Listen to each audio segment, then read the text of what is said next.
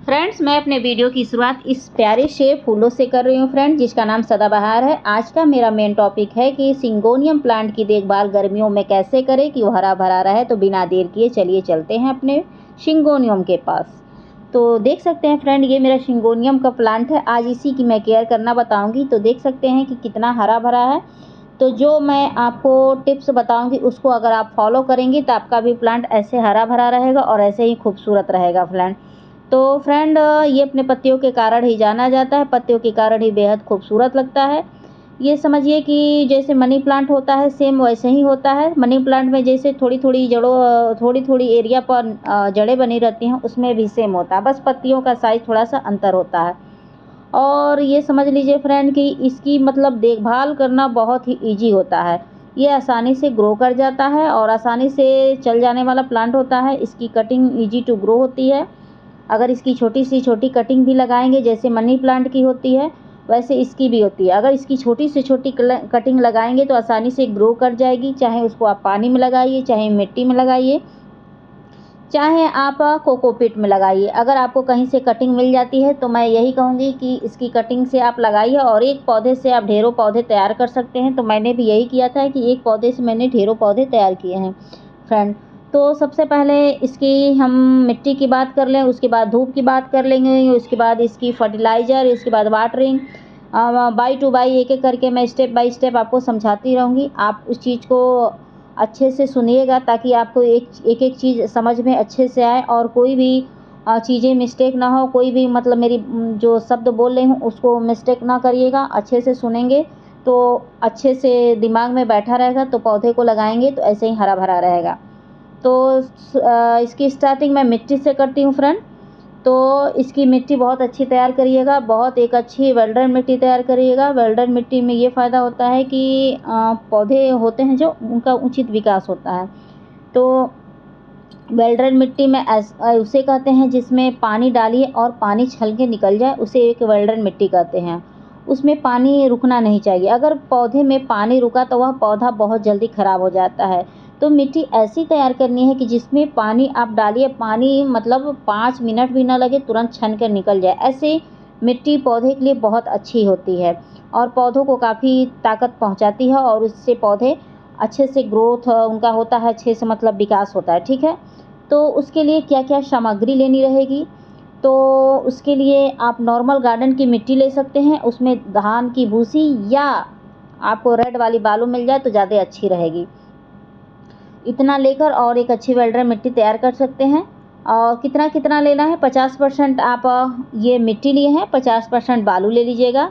अगर बालू नहीं है तो 50% भूसी ले लीजिएगा और लेकर लगा लीजिएगा और मिला लीजिएगा सॉरी। और उसमें खाद के रूप में आपको क्या डालना है, आप 10% के करीब ये गोबर की खाद डाल दीजिएगा, 5% के करीब केचुए की खाद डाल दीजिएगा, 2 चम्मच के करीब या 1 चम्मच फंगिसाइड पाउडर डाल दीजिएगा। अगर आपके पास फंगिसाइड पाउडर नहीं है तो 1 चम्मच के करीब हल्दी डाल दीजिएगा। फंगिसाइड इसलिए डाला जाता है ताकि इसकी जो मिट्टी होती है ना, उसमें किसी भी फंगस वगैरह का अटैक ना हो और पौधा जो भी आप लगाइए वह स्वस्थ रहे और बहुत जल्दी ग्रो करता है। तो फंगिसाइड समझिए कि एक मेडिसिन का काम करता है पौधों के लिए।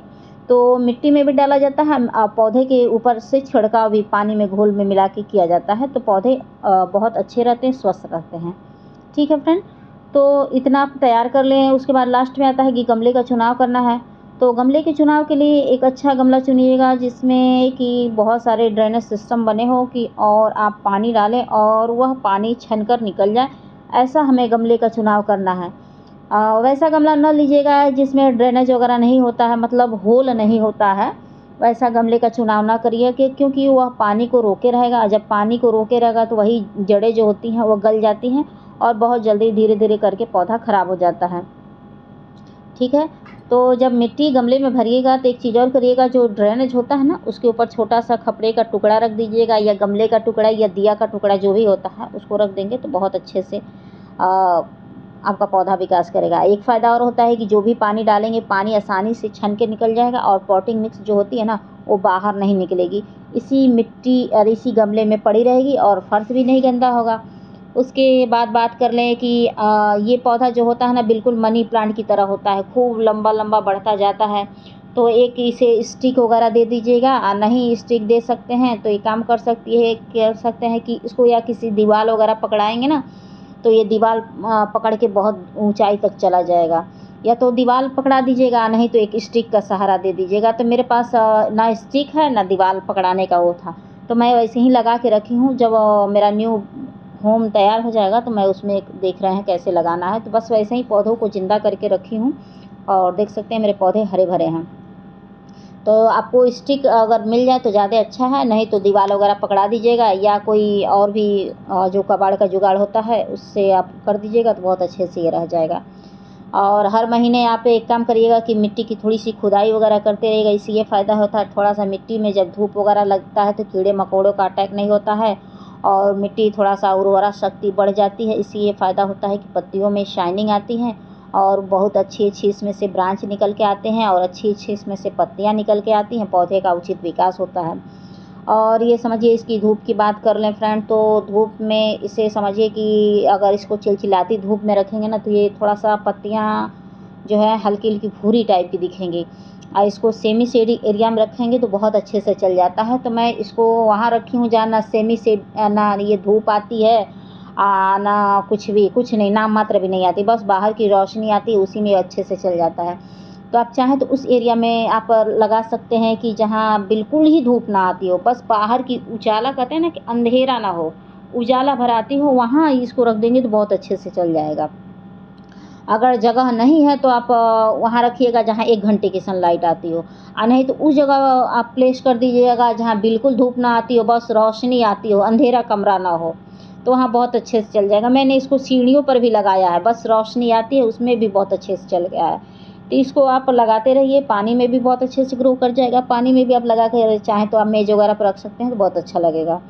और बात कर लें कि इस पे किस कीड़े मकोड़े का अटैक होता है, तो इस पे किसी भी कीड़े मकोड़े का कोई अटैक नहीं होता है।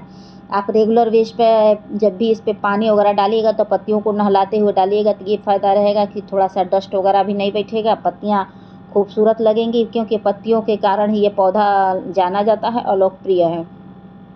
तो पत्तियों को वगैरह को नहलाते रहिएगा, बाकी इसको किसी कीड़े मकोड़े का कोई अटैक नहीं होता। ये बहुत ही हार्डी प्लांट होता है, लो मेंटेनेंस होता है, ईज़ी टू ग्रो होता है। समझिए कि इसको एक छोटा बच्चा भी आसानी से ग्रो कर सकता है। उसके बाद खाद के रूप में क्या डाल सकते हैं, जब आप इसकी पॉटिंग मिक्स तैयार करते हैं उसी समय आप खाद वगैरह जो डाल देंगे उसी में ये आसानी से चल जाएगा। इसको बार-बार हर महीने खाद भी नहीं डालना पड़ता है। हाँ, साल में 1-2 बार आप कीटनाशक जो होता है ना, ये फंगीसाइड हुआ या कोई कीटनाशक हो, उसको ज़रूर मिट्टी में डाल दीजिएगा, क्योंकि मिट्टी में थोड़ा-सा नमी रहते-रहते थोड़ी कीड़े-मकोड़े या फंगस का अटैक हो जाते हैं, मिट्टी में होते हैं, बाकी प्लांट के ऊपर नहीं होते हैं।